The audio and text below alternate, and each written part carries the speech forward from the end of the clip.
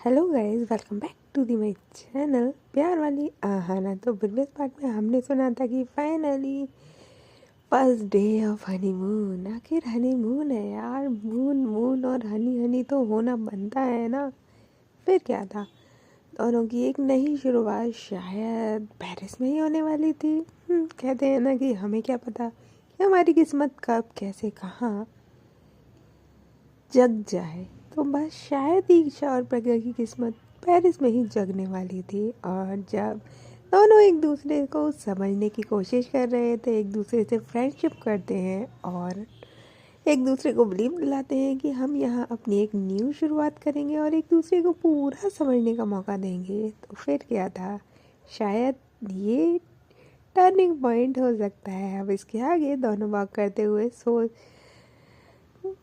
Hotel तो चले जाते हैं और फिर होती है नेक्स्ट मॉर्निंग। और आज मॉर्निंग जो थी, आज का जो सवेरा था वो काफ़ी अलग था। अब आप बोलेंगे कि अलग कैसे था? अलग ऐसे था क्योंकि आज ये दोनों ने कुछ अलग लेवल का क्रिएट किया हुआ था, स्पेशली दीक्षा ने।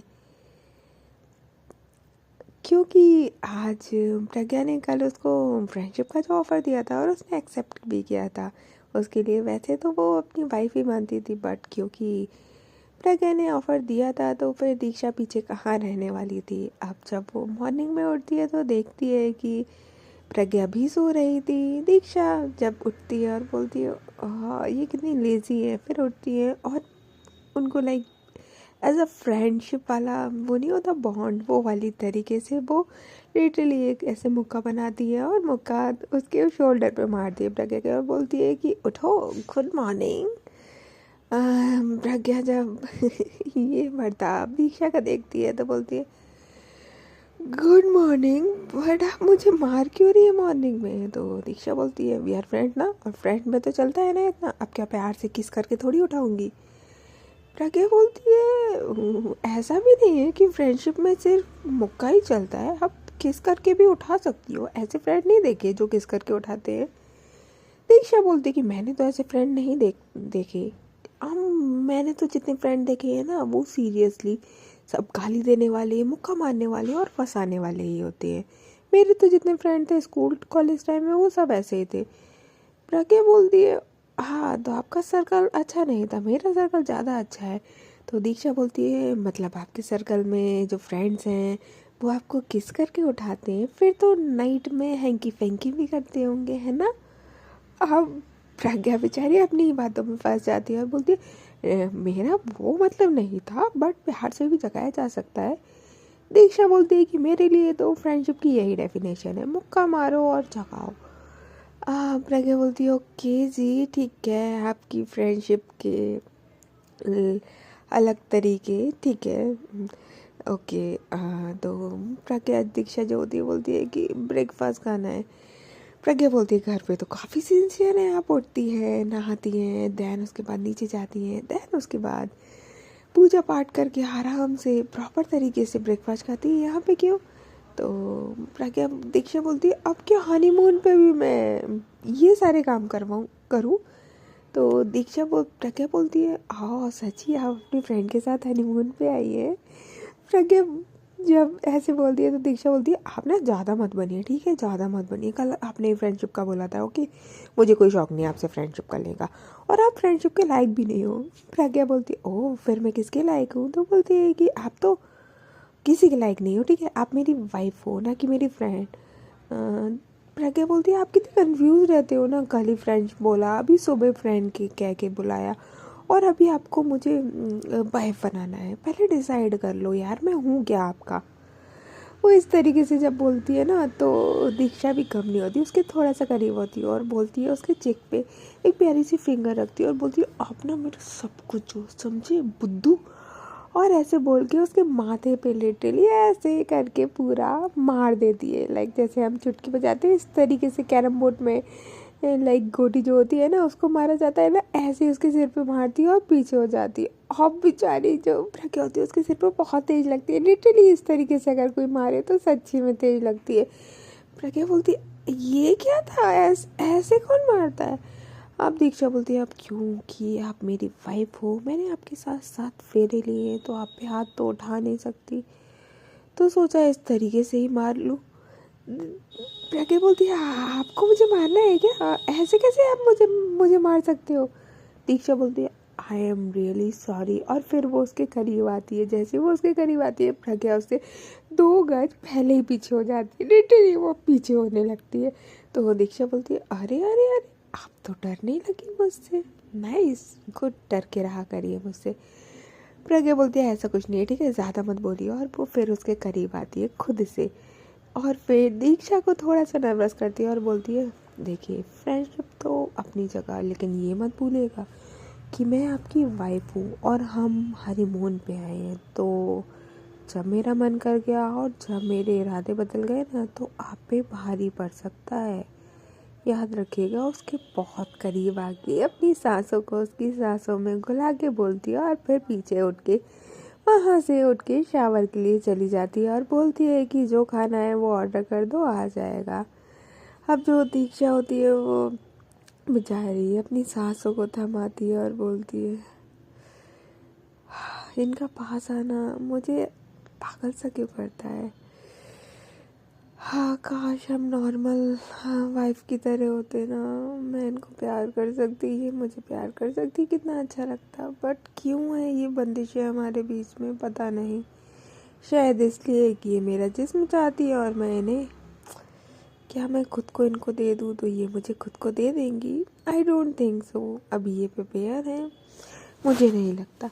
बट प्रज्ञा सीरियसली पूरी कोशिश कर रही थी दीक्षा को इम्प्रेस करने की। बट दीक्षा ऐसे वैसे इम्प्रेस होने वालों में से थी नहीं एक्चुअली। जितनी प्रज्ञा ने अपनी लाइफ में लड़कियां देखी थी, या फिर बोल सकते हैं कि जिन लड़कियों के साथ वो रही थी, गर्लफ्रेंड या फिर फ्रेंड वॉटएवर, वो थोड़ा अलग टाइप का था। बट दीक्षा एक प्रॉपर इंडियन गर्ल थी, जो कि प्रॉपर हमेशा से शादी के सपने देखती थी, और उसने शादी भी करी थी तो प्रज्ञा से ही करी थी।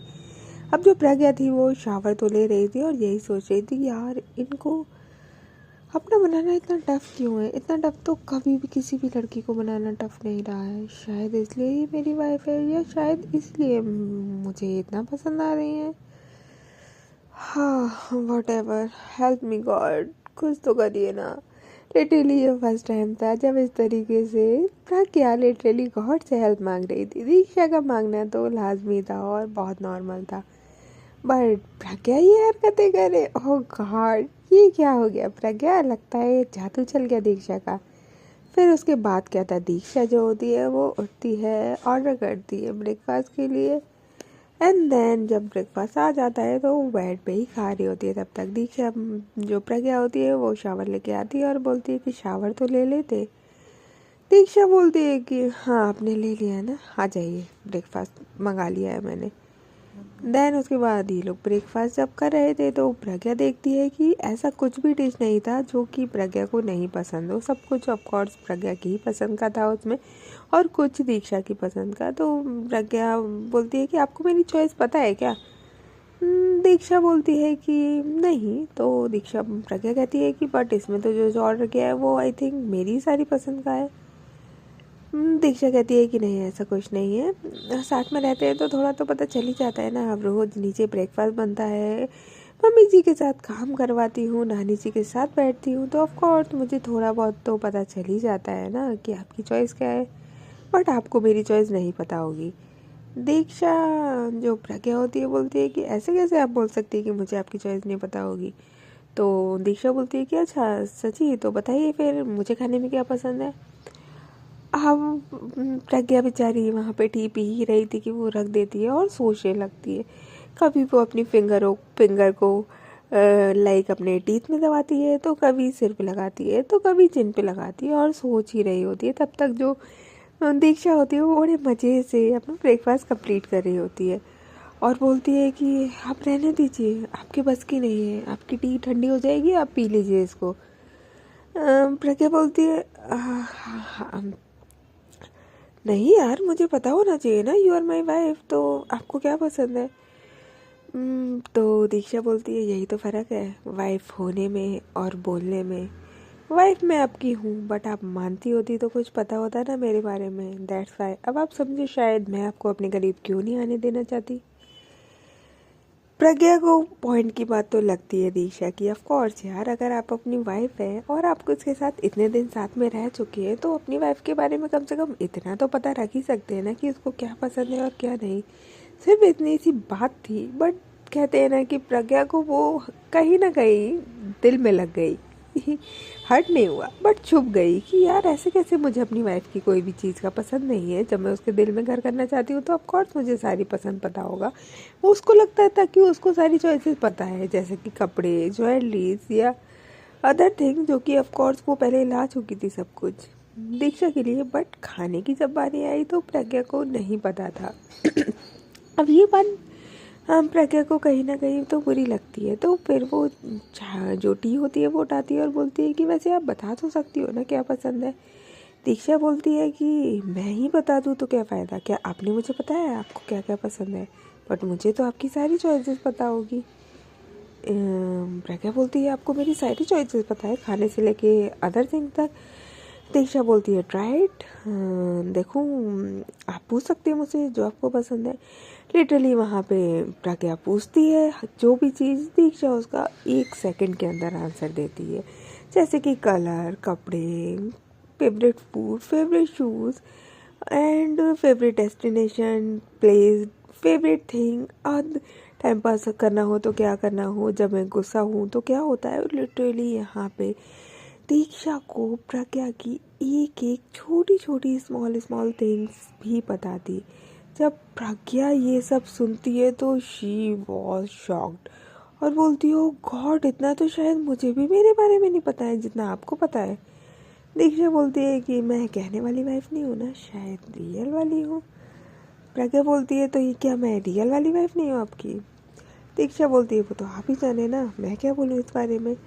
अब कहीं ना कहीं प्रज्ञा को गंदा तो लगता है भाई कि आपकी वाइफ आपके बारे में A to Z चीज़ जानती है, बट आप एक टिपिकल लड़के की तरह हैं जो शायद अरेंज मैरिज हुई है तो आप अपनी वाइफ के बारे में कुछ नहीं जानते।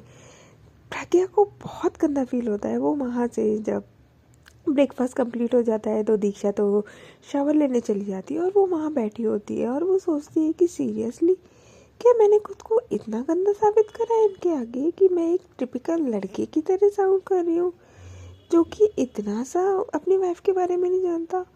यार इतनी बुरी तो नहीं हूँ मैं, फिर क्या प्रॉब्लम है मुझ में जो मैं इनके बारे में नहीं जान पाई। और मेरी गर्लफ्रेंड्स के बारे में ऑलमोस्ट मुझे सारी थिंग पता थी, तो शी इज़ माई वाइफ, मुझे इनके बारे में पता होना चाहिए ऑफ कोर्स। एंड देन फिर क्या था, वो लिटरली वहाँ से सोशल मीडिया से वो सारी उसकी जो सोशल मीडिया होती है वो ओपन करती है और सारी उसमें से डिटेल जो जो ले सकती है वो सारी डिटेल ले लेती है। पर भाई सोशल मीडिया पे सारी चीज़ें तो अवेलेबल नहीं हो पाती ना।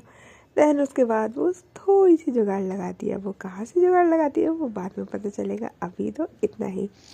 एंड देन उसके बाद जब दिशा आ जाती है रेडी शेडी होके पूरा प्रॉपर तरीके से, तो आज उसने एकदम चटक साड़ी पहना हुआ था, वो भी रेड कलर का। अब जब वो साड़ी पहन के रेड कलर का आती है तो भाई शादीशुदा लड़की साड़ी पहन के लाल कलर की और फिर बिंदी लगाए तो क्या लगती है।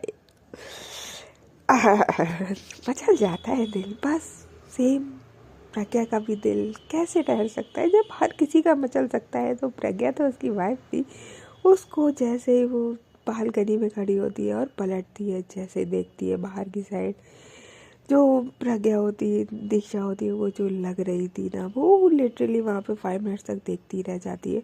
और यहाँ पे जो दीक्षा थी वो प्रज्ञा को आवाज़ लगा रही थी, बट प्रज्ञा तो बिल्कुल दीक्षा में खो जाती है, उसको कोई आवाज़ ही नहीं आती। देन उसके बाद जो दीक्षा होती है वो बालकनी में आती है और बोलती है कि मैं कब से आवाज़ लगा रही हूँ आपको, आप सुन क्यों नहीं रही हैं। तब प्रज्ञा को होश आता है और बोलती है हाँ हाँ क्या कह रही हैं आप।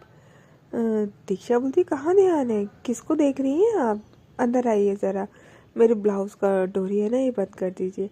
अब वो अंदर आती है और ब्लाउज़ की डोरी बंद करती है। हाय वो जो लग रही थी, एक्चुअली उसकी बैक पे उसका ध्यान ना हो गया, उसके फ्रंट उसके सामने जो था मिरर था और सामने वो डोरी तो बंद बैग पे कर रही थी, बट उसकी नज़र उसकी बिंदी पे अटक के रह गई थी। अब जब वो इस तरीके से मिरर में देख रही थी, तो क्योंकि दीक्षा की नज़रें भी मिरर में ही थी और प्रज्ञा की नज़रें भी मिरर पे ही दीक्षा को देख रही थी, दीक्षा को एहसास होता है कि प्रज्ञा उसे किस तरीके से देख रही है। तो वो बोलती है कि आप मुझे इस तरीके से क्या देख रही हैं? क्या मेरी बिंदी सही नहीं लगी जो आपकी नज़रें मेरी बिंदी पे अटक गई है?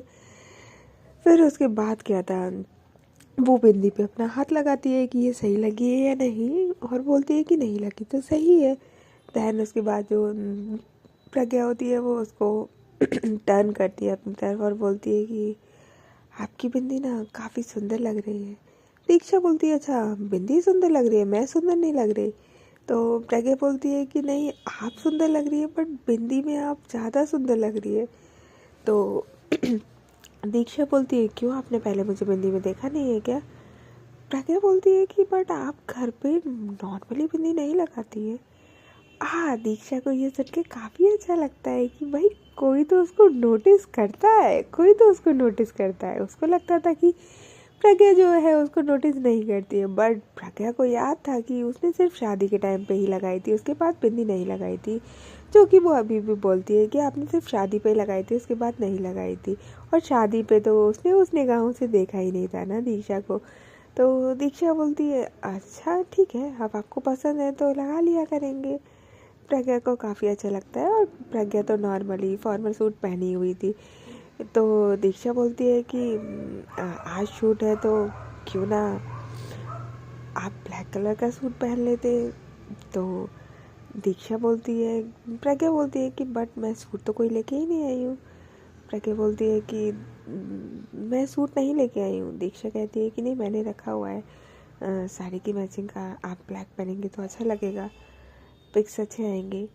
और लिटरली वो बैग खोलती है और उसमें से ब्लैक सूट निकालती है। जब प्रज्ञा देखती है कि ब्लैक सूट वो लेके आई हुई है दीक्षा उसके लिए, तो उसको अच्छा लगता है। एंड देन वो लिटरली वो आज खुद ना पहन के, वो जो दीक्षा होती है वो खुद से प्रज्ञा को पहनाती है। ऐसा फर्स्ट टाइम था जब प्रज्ञा को किसी ने अपने हाथों से सूट पहनाया था। प्रज्ञा की गर्लफ्रेंड तो बहुत रही थी, बट उसने क्लोजनेस कितनी रखी है वो सिर्फ उसको ही पता है।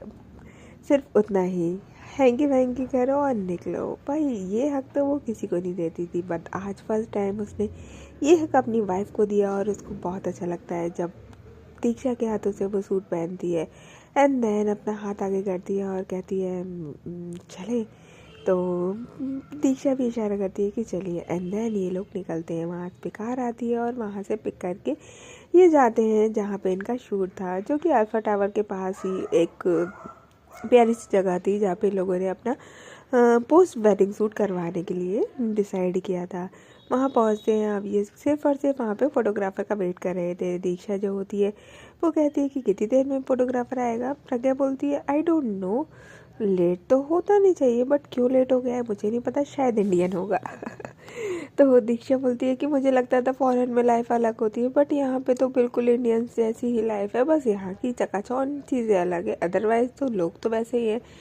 तो प्रज्ञा बोलती है कि नहीं नहीं, लोग बिल्कुल अलग है यहाँ के, बस जो मैंने फोटोग्राफर करा है वो मेरा ही फ्रेंड है और वो इंडियन ही है, दैट्स वाई। अब इंडियन है तो लेट लपीट तो होना बनता ही है ना। दीक्षा बोलती है ऑफ कोर्स बनता है। एंड देन उसके बाद क्या था, वो आ जाता है और फिर क्या था, इन दोनों का शूट शुरू होता है। प्लेस जो था वो बहुत ही ब्यूटीफुल था, बहुत ज़्यादा ब्यूटीफुल था। शूट मॉर्निंग से शुरू होता है एंड देन वहाँ पे दोबारा से इवनिंग में वहीं पे शूट होना था। वहाँ पे 2-4 जगह शूट होते हैं। देन फिर इवनिंग में जब दोबारा शूट होना स्टार्ट होता है तो ये दोनों दोनों ही थक चुके थे। अब जो दोनों थक चुके थे तो दीक्षा कहती है कि मैं बहुत टायर्ड फील कर रही हूँ। प्रज्ञा कह रही है ऑफ कोर्स मैं भी। ऐसा करते हैं कि रूम पे जाके रेस्ट कर लेते हैं। जो उसका फ्रेंड होता है फोटोग्राफर, वो कहता है कि फिर पूरा मेकअप खराब हो जाएगा और फिर तुम्हारी ड्रेसेस चेंज हो जाएगी। तो दीक्षा बोलती है कि कोई बात नहीं, शाम को जो नाइट में शूट होगा उसके लिए ड्रेसेस चेंज कर लेंगे अभी ऐसे ही। तो प्रज्ञा जो होती है वो बोलती है कि अब जब ये बोल रही हैं तो मान जाते हैं ना। तो फोटोग्राफर कहता है कि आहा अब तो वाइफ आ गई है तो वाइफ की ही बात मानी जाएगी ना। ऑफ कोर्स मानिए मानिए, मुझे लगता नहीं था वैसे कि तू कभी जोरू की गुलाम बनेगी। तो दीक्षा ये सब सुन रही थी, साइड में ही खड़ी हुई थी। तो प्रज्ञा बोलती है कि हाँ, सोचा तो मैंने भी नहीं था, बस अब इतनी प्यारी और ब्यूटीफुल वाइफ है ये तो ज़ोरू का गुलाम बनने में क्या हर्ज है।